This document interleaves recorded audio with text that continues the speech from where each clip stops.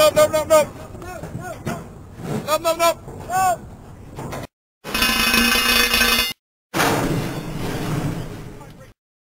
Derby, sometimes only 3, sometimes only twice. The Southwest becomes a pivotal race.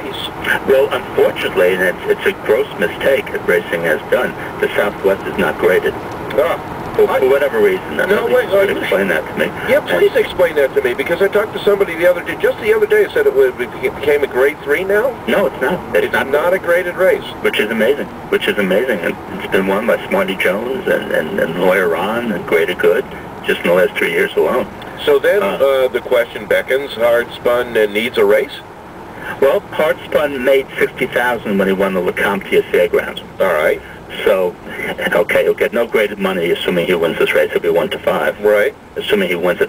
Then his next race will be the Rebel, and that's graded. Okay. And, of course, the Arkansas Derby from there. So, some money won't be an issue. If he can't win these races, he doesn't belong in the Kentucky Derby. So, you're right there. But, I mean, what is the impetus to run in the Southwest on Monday then? The reason is because he's here. Okay. He's here for the season. He got here in December.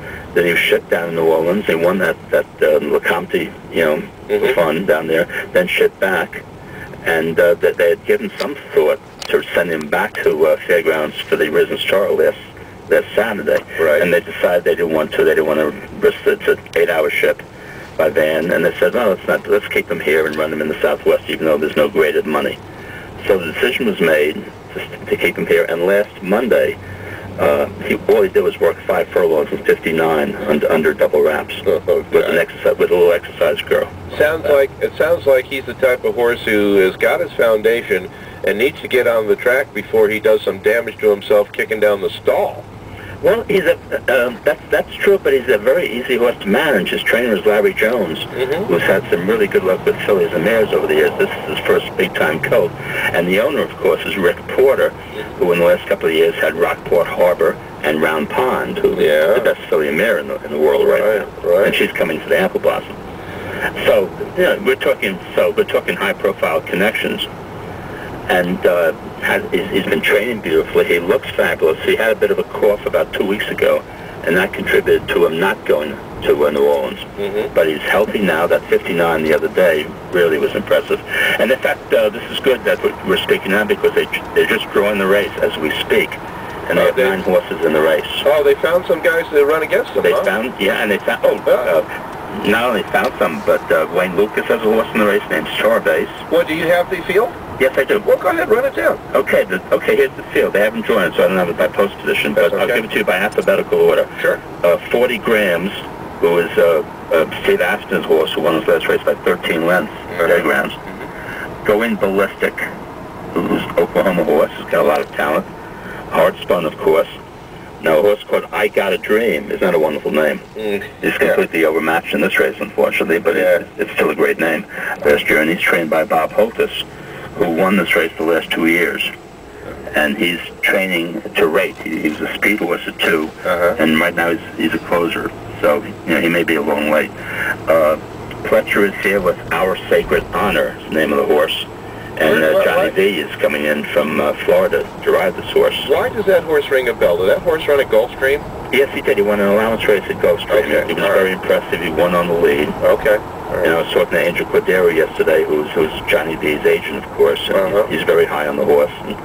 And Johnny V would not be making this trip, and he felt otherwise. Sure. Then Lucas has a horse named Starbase, who won over the track, wire to wire. And Wayne is here full-time now. He's got his whole stable here, and he's the leading trainer so far. He's having a very good meet.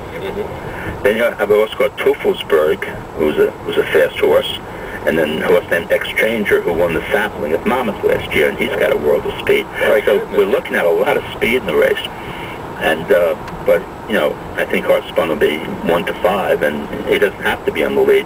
What Hard Spun does usually breaks second, about a half a length off the lead, and when Jackie Pino asks him, he just goes, and that's the ball game. John, let me ask you this: you talk about D. Wayne Lucas having his barn down there. We remember we were reading the before the meet opened, the lead stories that the advances that said that D. Wayne Lucas would be down there.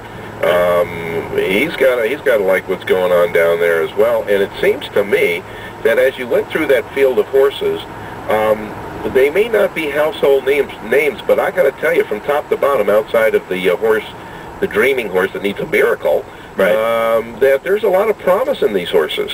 Well, going by the personalities involved, you know, you got Lucas, you got Asmussen, you got Holtis, and you got Pletcher.